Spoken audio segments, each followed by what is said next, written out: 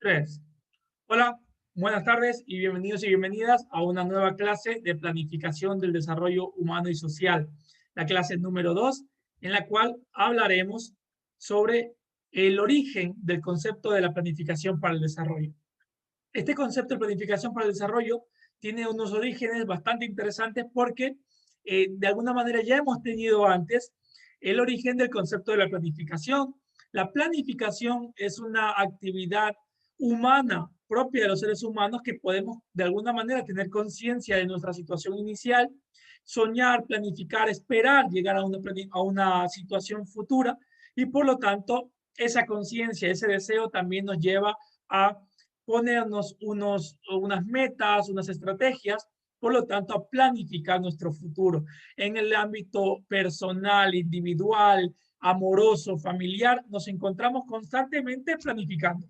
Incluso planificamos viajes para los fines de semana, planificamos cumpleaños y planificamos un montón de experiencias y metas personales. Por lo tanto, planificar no es nuevo.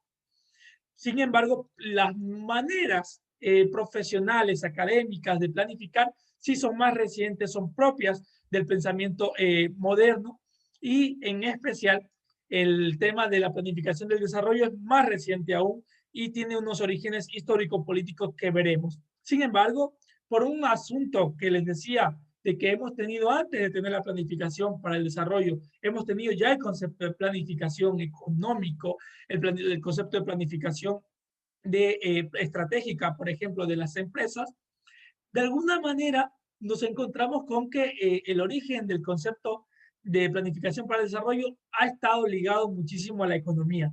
Durante muchísimo tiempo se consideró que la actividad política del bienestar era y de alguna manera un sinónimo del concepto de desarrollo económico, de bienestar económico, lo cual ya no es tan cierto. Y además también eso nos explicaría por qué durante muchísimos años la política ha sido un espacio bastante relevante para los economistas. Si bien hay una parte económica fundamental en la sobrevivencia del ser humano y en cómo obtiene los recursos, maneja los recursos para obtener y satisfacer sus necesidades, el desarrollo es más que lo económico. Entonces, sí, aquí les pongo que al inicio tenemos esta relación entre los dos conceptos como semejantes, como sinónimos. Y por lo tanto, pues aquí Todaro, por ejemplo, nos plantea como a la planificación para el desarrollo como un intento deliberado por parte del gobierno. Ojo con esto, porque la planificación del desarrollo será, digamos, clásicamente un asunto de lo público, del Estado, y no tanto del sector privado. Sin embargo, también el sector privado puede colaborar y estar orientado con la planificación del desarrollo. Y generalmente, pues, se busca coordinar a largo plazo, ¿sí? Con unos objetivos bastante ambiciosos, el proceso de decisión económica y modificar, dirigir, ¿sí? E incluso en algunos casos controlar el nivel y el crecimiento de las principales variables económicas de un país. El empleo, la canasta básica, cuánto nos pagan, los salarios, etcétera, son también maneras de intervenir que tiene el Estado en la economía y por lo tanto también de ayudar en la planificación del desarrollo que esperamos. Sin embargo, no lo es todo. Y ahora tenemos un poco el conocimiento de dónde ha venido también a tomar fuerza la actividad de la planificación del desarrollo como una actividad no solamente necesaria, sino que además legítima, porque durante mucho tiempo, y lo hablábamos en la clase anterior, nos encontramos con la ideología, el mito político económico del laissez-faire, que significa dejar hacer, ¿sí? Que significa no intervenir. Y por lo tanto hablábamos en la clase anterior, en la clase introductoria a esta asignatura, de que de alguna manera la planificación como intervención pública ha tenido que abrirse paso históricamente dentro de ese paradigma político del no hacer, del dejar hacer y el de no intervenir. Por lo tanto, tenemos aquí cuatro sucesos históricos que le dieron fuerza al concepto y a la práctica de la planificación para el desarrollo social. Y la primera es la Unión Soviética, como ya lo hemos visto en otras clases. Nos encontramos con una propuesta política que tiene su propuesta económica en la centralización del Estado, un Estado que planifica el desarrollo, que considera y se hace responsable directamente, no solo de garantizar ciertas libertades, sino además de garantizar derechos económicos, sociales y culturales, como el empleo, la alimentación, la vivienda, y algunas de esas implican unas grandes inversiones públicas. Por lo tanto, el Estado asume la dirección principal de la economía y además la dirección principal de la construcción de infraestructuras y de la dotación de los servicios a favor de los ciudadanos. Esto es como la primera experiencia muy fuerte de un Estado que planifica absolutamente todo de manera centralizada, armónica e integral.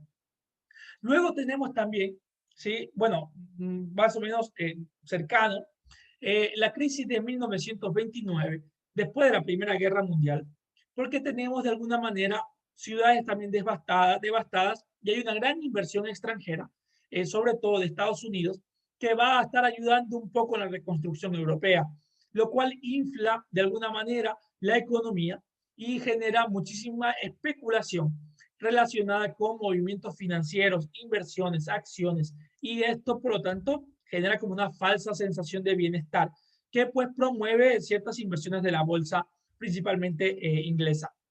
Luego de que se retira esta ayuda, pues lo que nos encontramos ahí es con una gran depresión, también conocida esta crisis como la Gran Depresión, en donde muchísimas de las inversiones se pierden y la gente deja de consumir muchos productos y muchas personas se van a la quiebra.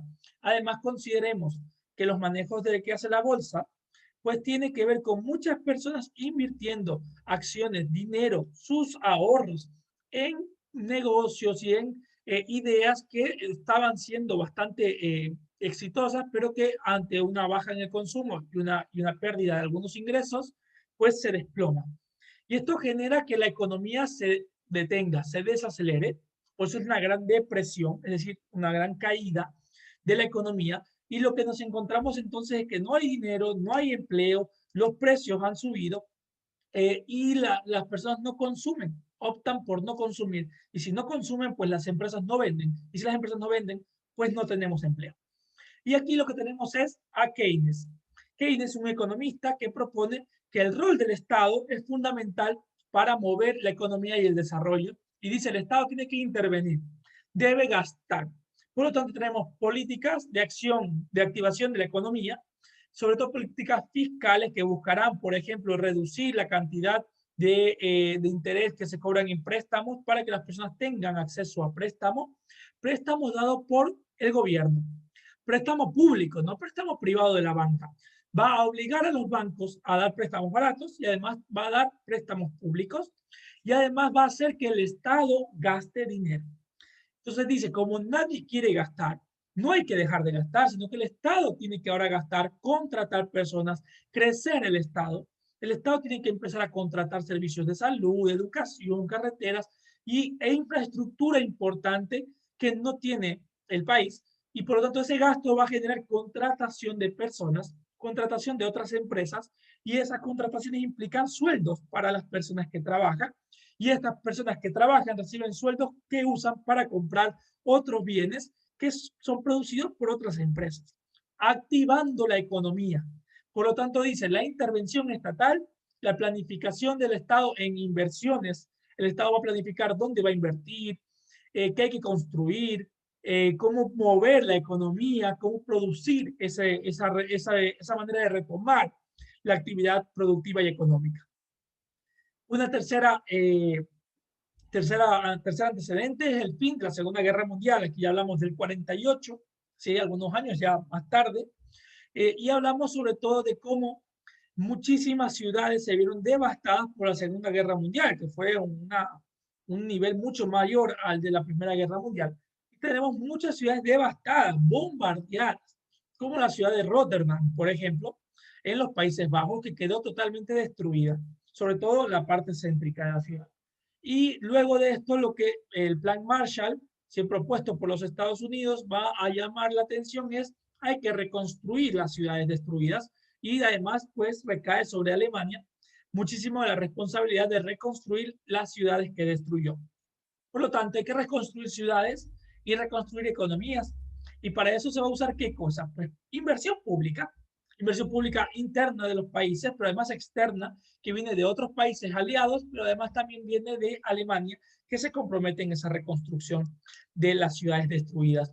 Por lo tanto, se busca mover el desarrollo, evitar nuevas fricciones económicas en Europa que puedan desembocar en una nueva guerra. Así que se promueve este desarrollo, esta inversión pública planificada para generar más empleo, más crecimiento y por lo tanto buscar mantener la paz en el viejo continente. Y por último, también tenemos un antecedente nuestro, latinoamericano, africano, de los países en desarrollo, que encontramos en la deuda externa durante los años 70, 60, 70, hasta los 80. Ahí en Ecuador tuvimos algo conocido como la década perdida, donde nuestra economía no creció. Pero lo que tenemos ahí es que buscamos endeudarnos para tener dinero para desarrollarnos. Pero estos préstamos, incluso algunas de las ayudas internacionales que son no reembolsables, es decir, que son préstamos que no hay que pagar, vienen con condiciones. Quienes nos prestan el dinero, pues nos ponen condiciones y nos dicen que van a darnos dinero siempre que haya un plan, siempre que presentemos una planificación de en qué área del desarrollo vamos a gastar ese dinero que nos prestan o el dinero que nos regalan. Y por lo tanto, nos encontramos con que si es el Estado el que va a prestar dinero, pues hay una planificación central para el uso de ese dinero. Si es algún sector social, por ejemplo, para desarrollar salud, pues hay un plan de inversión en salud para el desarrollo social. Y si es, por ejemplo, una fundación o un GAT municipal, parroquial, pues tienen su proyectito, una planificación mínima de cómo van a gastar ese dinero. ¿Esto qué genera? Por un lado, nos acerca al ejercicio de la planificación, pero sobre todo nos encuentra con que hemos generado una planificación orientada únicamente a los proyectos, es decir, al uso de los recursos que nos dan. Y no es tanto un movimiento social nuestro interno, sino que es más producto de las exigencias externas. Y esto, por lo tanto, genera que no entendamos todavía la planificación como un proceso participativo abierto, sino que son, de alguna manera, los grandes expertos de nuestros países, los que están solicitando el dinero, los que generan una planificación sencilla, bastante investigada, pero muchas veces desde el escritorio para poder justificar el gasto del dinero solicitado. Esto va a generar que durante algunos años nuestra planificación sea una planificación alejada del territorio y que sea una planificación pues de escritorio. Y luego en los años 80 lo que tenemos ahí es que comenzamos a dar más el enfoque participativo. La gente comienza a involucrarse más. Hay mucho dinero en el sector público, se buscan financiamientos que al final algunos generan deuda pública que tenemos que pagar todos y todas. Y por lo tanto buscamos vincularnos, participar de la planificación de en qué se va a gastar el dinero público y así buscamos que sean más eficientes. Es decir, si es dinero para arreglar problemas de salud, que se solucione el problema de salud para el cual se pidió el dinero. Vamos a buscar mayor gobernanza. Esto quiere decir que no sea solamente el gobierno por su lado, sino que estemos todos los sectores, fundaciones, líderes sociales, trabajando juntos para mejorar los impactos. Vamos a pedir rendición de cuentas a los gobiernos que nos digan en qué se están gastando el dinero. Y además vamos incluso nosotros a participar de esos proyectos y vamos a empoderarnos también y habrán también organizaciones de la sociedad civil que tendrán estrategias y planificaciones propias para solicitar desembolsos de dineros internacionales para también a contribuir en el desarrollo social. Entonces, eso es nuestro antecedente. Entendamos la fuerza que agarró el desarrollo social y su planificación con estos antecedentes. Bien, aquí tenemos un poquito también un análisis de las concepciones. ¿Qué significa entonces la planificación para el desarrollo? Y le cito aquí a Saavedra del 2001, que nos va a decir, y lo leo, parte del desarrollo, la planificación del desarrollo parte de la idea de desarrollo humano sostenible y entiende que la planificación del desarrollo se concibe como un proceso dirigido a orientar el cambio social, fundamentalmente el cambio social, en el cual los diferentes actores sociales interviniendo de manera sistemática en el presente para construir el futuro. Y bueno, de esa manera suponemos que podemos garantizar un poquito el logro de los resultados deseados. del desarrollo que estamos buscando.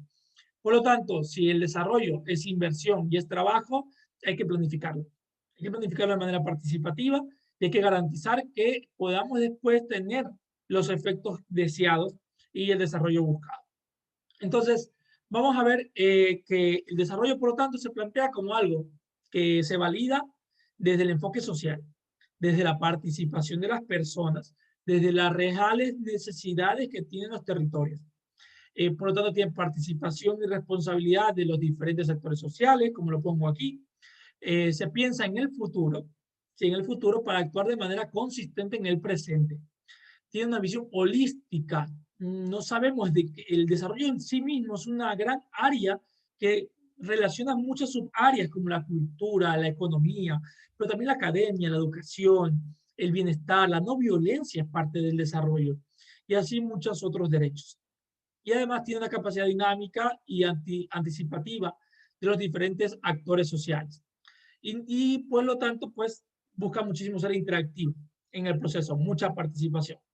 Ahora, para lograr una planificación del desarrollo, tenemos unos niveles operativos que hay que observar. El primer nivel son las políticas con las que contamos en un país.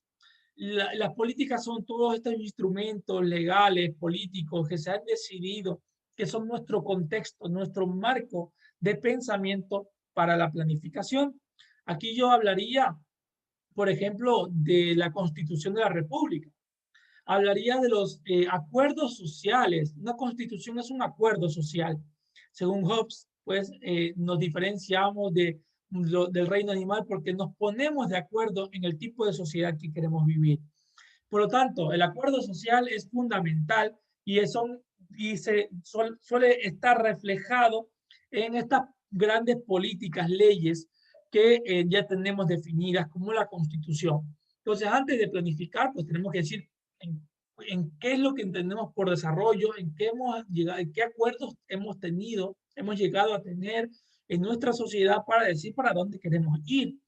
Luego, pues, un plan que es propiamente el instrumento de planificación, que en nuestro caso sería el Plan Nacional para el Buen Vivir, que es nuestro Plan Nacional de Desarrollo, que este plan se basa en las políticas, pero además define sus objetivos, metas, estrategias, instrumentos, recursos, nos ayuda a organizar. Y es este plan del cual hablaremos muchísimo en esta asignatura. Y por lo tanto, luego vamos bajando del plan, pues el plan nos da unos objetivos que son como nuestras metas, no nuestras metas, porque las metas tienen una característica que son cuantificables. Los objetivos son como a dónde queremos llegar, qué queremos lograr, en el sentido de queremos mejor salud, mayor bienestar, reducir la injusticia, ¿verdad? Reducir las desigualdades. Son como nuestros sueños, nuestros objetivos en la planificación. Y luego esos objetivos se cuantifican en unas metas que nos dicen, ok, queremos vivir en un país menos desigual, ¿verdad? Ese es nuestro objetivo. Bien, la meta vamos a decir que queremos reducir la brecha de desigualdad laboral entre hombres y mujeres en un 10%. Esa es la meta, es decir, cuantifica los objetivos que hemos planteado. A lo mejor queremos reducir la deserción escolar de niños, niñas y adolescentes en un 11%. Ahí está la meta cuantificada. Luego, con esa meta cuantificada hay que definir estrategias que son los caminos que vamos a llevar, que vamos a seguir, que vamos a tomar para poder lograr eso. Hay que definir instrumentos, ¿sí? Que son todas las cosas que nos pueden ayudar, herramientas, otros instrumentos de planificación, normativas internas, capacidades institucionales que nos ayudarán a implementar esas estrategias. Y luego definimos un programa.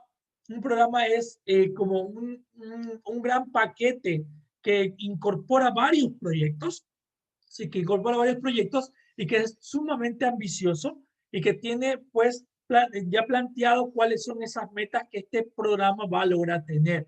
El programa de salud a nivel nacional pues incluye muchos proyectos, el proyecto de salud rural, el proyecto de salud de la mujer, el proyecto de salud para los niños, niñas y adolescentes, el proyecto de salud para los adultos mayores. Ven que tienen muchos proyectos, pero todos esos proyectos se entienden entre sí porque buscan un mismo objetivo que es el que el programa ha definido. Y por lo tanto, por lo que acabo de explicar, tenemos muchos proyectos que ya definen las acciones, los recursos que tenemos que usar y cómo vamos a lograr estos objetivos, estas metas planteadas en relación pues, con los otros proyectos que están en el plan. Por lo tanto, el proyecto ya es lo más pequeñito en el área más operativa. ¿Se acuerdan que veíamos justamente los tipos de planificación? Que teníamos la planificación estratégica muy grande, muy macro, generalmente a largo plazo, que se evidencia en planes. Luego teníamos la siguiente, que se entendía en programas, y al final, pues, la operativa que se definía en proyectos, que son ya la parte más operativa que nos da una lista de recursos y de actividades que realizar. Por lo tanto, nos toca ahora entender los recursos, que no son solo recursos económicos, sino que hay recursos humanos, capacidad tecnológica instalada, recursos institucionales, que un ministerio tenga un carro, ya es un recurso instalado, que tenga un edificio, es un recurso instalado, es decir, cosas que no hay que comprar, con las que ya se cuentan y todos esos recursos deben ser identificados. Los recursos humanos, tenemos recursos humanos tanto logísticos de quien pueda manejar el carro, ir y venir, recursos humanos administrativos de quien pueda hacer toda la parte administrativa o toda la parte de los trámites, pero también tenemos recursos humanos intelectuales de quienes pueden pensar las actividades y hacer e incluso definir todos estos pasos. Y por último, las actividades que están incluidas en cada proyecto. En cada proyecto tenemos actividades que nos dicen, ok, este proyecto va a solucionar este problema pequeñito y para eso tengo que hacer algunas cosas, algunas actividades. Aquí tenemos un ejemplo de lo que serían estos niveles operativos. Tenemos por fuera, okay, el plan, obviamente por fuera del plan tendríamos las políticas marco de un país, como la Constitución. Luego tenemos el plan, y este plan puede tener, aquí en este caso tenemos 3 programas, y cada programa tiene sus proyectos. ¿Sí? Aquí podría ser el programa de salud, el programa de cultura, el programa de educación, por ejemplo. Y ahí tenemos el proyecto de salud para niños, proyecto de salud para mujeres, y así con cada uno de los programas tienen sus proyectos y sus proyectos tienen sus propias actividades internas. Bien, aquí tenemos un poquito la clase de planificación que podríamos entender desde el Estado, ¿sí? Sobre todo entendiéndonos desde el enfoque que se use. La planificación nacional, que es el Plan Nacional de Buen Vivir, planificaciones regionales, por ejemplo, planificación de la costa, como tenemos también nosotros la planificación de la zona 4, ¿sí? Que es la zona que nos corresponde a nosotros, pero también podría ser una planificación a nivel de Manabí, ¿sí? De nuestra región, nuestra provincia, dependiendo cómo nos dividamos políticamente. Y también una planificación municipal, ¿sí? El municipio también puede tener su propia planificación, puede tener su propia planificación un GAT parroquial. También encontramos planificaciones para el desarrollo de tipo sectorial, es decir, por un sector, la planificación de salud, de educación, de cultura, de derechos de las mujeres. Y planificaciones económicas también, que pueden estar dentro de a nivel de país o a nivel de municipios, que está relacionada, y la planificación social, que también podemos encontrarla, que tiene que ver con todos los servicios sociales que podamos dar para garantizar la planificación, el desarrollo social humano general. Y para esto, por lo tanto, aquí entramos a 3 paradigmas con los que siempre trabajamos en la planificación para el desarrollo humano y social. El primero, que suele ser una planificación estratégica, como la que hablábamos en la primera clase. Es decir, que tiene unos objetivos a largo plazo, que tiene unos objetivos bastante ambiciosos, ¿okay? Que luego van a ir descendiendo hasta los proyectitos pequeños que tienen ya metas más fáciles de alcanzar, pero nuestro plan generalmente es ambicioso, es estratégico y pues tiene una intencionalidad, como el origen de la planificación estratégica, a alcanzar objetivos y a entender pues los recursos y el entorno en el cual nos encontramos para entender cuáles son nuestras capacidades para realmente competir y alcanzar. El segundo paradigma es la planificación integral del desarrollo, que es entender que el desarrollo, como les decía antes, es algo holístico del territorio. Es muy complejo, no puede ser solo económico o solo educativo o solo cultural, y tiene también esta relación a largo plazo porque tiene muchísimas intersecciones de muchas áreas. Por lo tanto, integra lo económico, lo social, lo cultural, lo ambiental, lo político en un contexto global. Y por último, la planificación participativa, pues, es evidente que tiene que ver con el compromiso de los actores, entiende la diversidad, como en la planificación de las aves, como algo que valida el proceso de planificación, tiene una validación social, pero además también entiende que esa diversidad es fuente de enriquecimiento, es lo que nos permite tener una buena planificación y lo que nos permite luego alcanzar los objetivos y las metas cuantificadas de esa planificación. Por lo tanto, cuando tenemos actores diferentes, tenemos también diferentes experiencias de vida, diferentes situaciones. Y por lo tanto hay que buscar entre toda esa diversidad de actores, de suertes, de experiencias de vida, tenemos que buscar que pues todos vivan bien. De alguna manera que el desarrollo sea entendido desde todas esas perspectivas que garanticen derechos a todos esos actores. Por lo tanto, superar tener más inclusión, superar las desigualdades, reconocer las relaciones de poder, qué grupos están siendo sometidos en el entorno social, porque ahí tenemos que llamar a todos la diversidad de actores y podemos identificar cuál de esos actores está sufriendo más que otros o están siendo sometidos, discriminados, olvidados históricamente en la repartición de los beneficios del desarrollo. Y por lo tanto también hablamos de gobernanza otra vez, porque las personas también ayudan a gobernar, es decir, las personas también se involucran en el desarrollo, piden rendición de cuentas y por lo tanto tenemos un gran enfoque de derechos. Y aquí tenemos pues simplemente una comparación para revisión de ustedes, que es la planificación como normativa, es decir, como cuando es una obligación del Estado nada más planificar, versus cuando es realmente una planificación del desarrollo estratégica y participativa. Entonces, en la normativa generalmente es un requisito que hay que tener y se lo genera desde el escritorio, desde lo que yo entiendo, desde los grandes expertos, y del otro lado, pues nos encontramos con las personas interactuando, con las personas consensuando los objetivos de desarrollo y dejando en claro cuáles son sus necesidades reales. De esta manera, ¿sí? Vamos construyendo planificación del desarrollo participativa y que pueda responder a las necesidades de los territorios, en este caso el territorio ecuatoriano.